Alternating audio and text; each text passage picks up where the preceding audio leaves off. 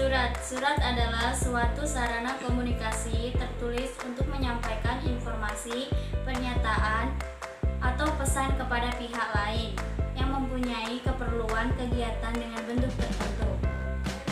Jenis surat. 1. Berdasarkan sifat surat terbagi menjadi 5, yaitu surat pribadi, surat dinas pribadi, surat niaga, surat swasta, surat dinas pemerintah. Berdasarkan proses penyelesaiannya yang terbagi menjadi 3, yaitu surat sangat segera atau surat kilat, yang kedua surat segera, yang ketiga surat biasa. Berdasarkan dinas pos yang terbagi menjadi 4, yaitu 1. Surat biasa, 2. Surat kilat, 3. Surat kilat khusus, dan keempat surat tercatat. Berdasarkan keamanan isinya yang terbagi menjadi 3, yaitu 1. Surat sangat rahasia, yang kedua surat rahasia, yang ketiga surat konfidensial.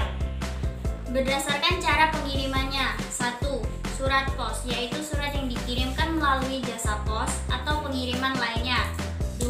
Telegram atau telek, yaitu surat yang dikirim dari jarak jauh menggunakan pesawat telegram atau telek. Yang ketiga, faksimil, yaitu surat yang dikirimkan dengan menggunakan mesin faksimil. Berdasarkan tata aliran surat. Tata aliran surat dapat digolongkan menjadi 2 jenis, yaitu 1. Surat masuk adalah surat yang diterima oleh suatu organisasi atau perusahaan yang berasal dari seseorang atau dari suatu organisasi. Yang kedua, surat keluar. Surat keluar adalah surat-surat yang dikeluarkan atau dibuat suatu organisasi atau perusahaan untuk dikirimkan kepada pihak lain, baik perorangan maupun kelompok. Bagian-bagian surat. Bagian surat terdapat 10 bagian.